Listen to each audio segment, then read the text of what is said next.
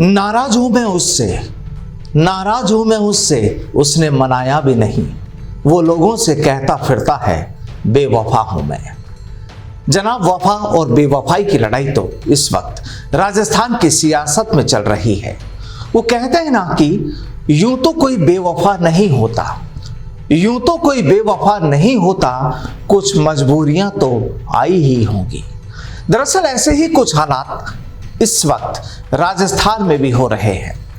राज्यसभा चुनाव को लेकर कांग्रेस ने अपने तेवर दिखा दिए हैं, अपनों को बाड़े में बंद कर दिया, तो कुछ आज भी आजाद हैं।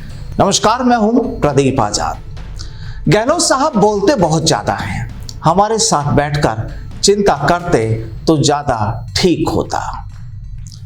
जनाब, ये हम नहीं कह रहे, बल्कि माननीय गहलोत साहब के अपने ही बोल रहे हैं।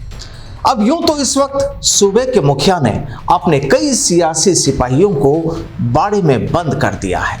एक उस शहर में जहां आम आवाम घूमने जाती है, झीलों की नगरी को देखने के लिए पहुंचती है, लेकिन वक्त का तकाजा देखिए, हमारी सरकार के नुमाइंदे आज उसी शहर में बाड़ाबंदी में हैं। और ये बात केवल हम ही नहीं, बल्कि सरकार के अपने हुकूमत में मंत्री राजेंद्र गुढ़ा ने भी कही है। वो कहते हैं कि उदयपुर अच्छा शहर है, राजस्थान घूमने के लिए अच्छी जगह है, लेकिन बंद होने के लिए अच्छी जगह नहीं है।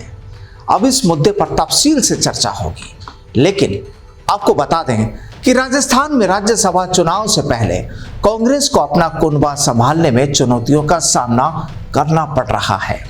और कुछ निर्दलीय विधायकों के बाद अब खास तौर पर सरकार में राज्य मंत्री राजेंद्र गुढ़ा ने मुख्यमंत्री अशोक गहलोत के प्रति नाराजगी जाहिर कर तेवर दिखा दिए हैं।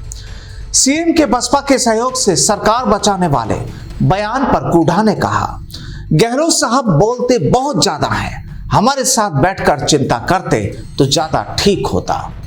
आपको याद होगा कि गुढ़ा भी बसपा से कांग्रेस में आए विधायकों में शामिल हैं, लेकिन लगता है जब बारात दरवाजे पर है तो जनाब नाराजगी के मूड में है। और शायद इसी वजह से मंत्री ने प्रदेश प्रभारी अजय माकन पर निशाना साधते हुए कह दिया कि कुल मिलाकर राजनीति में कमिटमेंट जो हो वह पूरा होना चाहिए।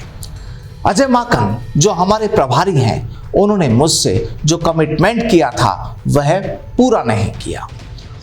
राजेंद्र गुढ़ा पहले भी अपने बयानों के कारण अक्सर चर्चाओं में रहे हैं। पिछले साल मंत्री पद की शपथ लेने के बाद उन्होंने कटरीना कैफ और सड़कों को लेकर एक बयान दिया था, आपको याद होगा, हेमा मालिनी वाला, जो काफी सुर्खियों में रहा था। चलिए अब आपको इस सियासी पिक्चर के दूसरे किरदार से मिला देते हैं। दरअसल बसपा से कांग्रेस में आने वाले विधायकों ने राज्यसभा चुनाव से पहले अपने लंबित मुद्दों को लेकर खुलकर नाराजगी जाहिर करना शुरू कर दी है। मंत्री राजेंद्र गुढ़ा के बसपा से कांग्रेस में आए विधायक वाजिब अली ने भी ब्यूरोक्रेसी के रुख और मुख्यमंत्री को शिकायतें भेजने के बावजूद उन पर कार्रवाई नहीं होने पर सवाल उठाए हैं। वाजिब अली ने गहलोत पर भी तंज कसा है। वाजिब अली ने जयपुर में आज कुछ पत्रकारों से बातचीत में कहा कि मेरी स्पेसिफिक कोई बात नहीं थी, लेकिन अफसरशाही में कमजोरी की वजह से जो जन कल्याणकारी योजनाएं हैं जो सरकार करना चाहती है वह सही तरीके से नहीं हो पा रही है। हमारे यहाँ पीडब्ल्यूडी के कामों में काफी शिकायतें थी, अवैध खनन की शिकायत थी। मैंने खुद ने मुख्यमंत्री को लिखा, लेकिन पता नहीं वह चीजें कहाँ चली जाती है। बाड़ेबंदी में नहीं जाने के सवाल पर वाजिब अली ने कहा कि अगर जरूरत पड़ी तो बाड़ेबंदी में चले जाएंगे। 10 तारीख को वोटिंग होनी है, वोट तो डालना है, कहीं भी दे देंगे, यानी डाउटफुल। अब आपको बता दें कि वाजिब अली को बसपा से कांग्रेस में आने के बावजूद न मंत्री बनाया न राजनीतिक नियुक्ति दी। उनकी नाराजगी की सबसे बड़ी वजह यही है, भरतपुर की स्थानीय राजनीति में मंत्री जाहिदा खान से उनकी बनती नहीं। वाजिब अली ने पीडब्ल्यूडी मंत्री भजन लाल जाटव के खिलाफ पहले ठेकेदारों का पक्ष लेने और घटिया क्वालिटी की सड़कें बनाने वालों को बचाने के आरोप लगाए थे। अब राज्यसभा चुनाव से पहले वाजिब अली ने फिर एक बार नाराजगी जाहिर कर दी है। तो कुल मिलाकर कहानी यही कि सूबे की सियासत इस वक्त काफी रोमांचक मोड़ पर है। एक्शन और सस्पेंस से भरी है राजस्थान में तैयार हो रही ये सियासी फिल्म। आपको बता दें कि राज्यसभा चुनाव से पहले विधायकों की खरीद फरोख्त की आशंका को देखते हुए कांग्रेस और समर्थित विधायकों की बाड़ेबंदी उदयपुर में की जा रही है। जगह भी वही है जो चिंतन शिविर की थी। हालांकि कांग्रेस के लिए चिंता भी कम नहीं हुई।